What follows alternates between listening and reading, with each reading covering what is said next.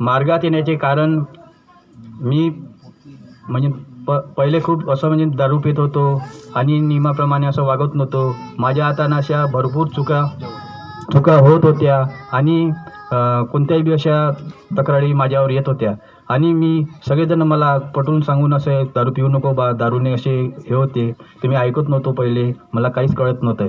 जेव्हा मी या मार्गात आलो तेव्हापासून मला थोडंसं म्हणजे माझ्या मागचे सगळे संकट दूर झाले आणि मी हा परमात्मा मार्ग स्वीकारायला तयार झालो. तसेच शिंदीला मी काकाजीकडे गेलो, सोनटके काकाजीकडे. त्यांना सांगितलं, काकाजी मला मार्ग घ्यायचा आहे.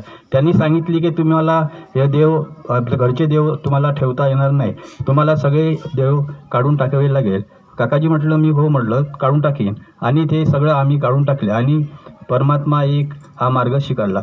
तसेच मी पहिल्याच दिवशी असे वचन दिलं होतं का मी दारू पिणार नाही आणि माझा पुतण्या मोठ्या भावाचा पुतण्या माझा पुतण्या दीपक चंदनखेडे यांच्याकडे परमात्मा एक घेतला होता आणि मी सगळ्याला आंघोळ करून बिगर यांनी आंघोळ करून त्यांच्या प्रार्थनेत जाऊन बसलो आणि तेव्हापासून मी दारू पूर्ण सोडून दिली. तेव्हापासून मी आज कधी बी असे कोण्या संगतीने आणि वाईट संगतीने राहत नाही.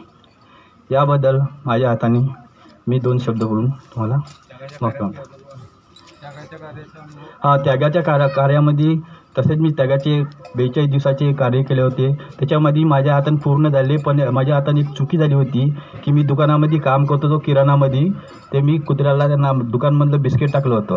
तर काकाजींनी सांगितले का कोणालाही काही देता येत नव्हतं आणि अशी फक्त एकच चुकी झाली होती. याबद्दल मी सगळ्यांना माफी मागतो. माझा नमस्कार.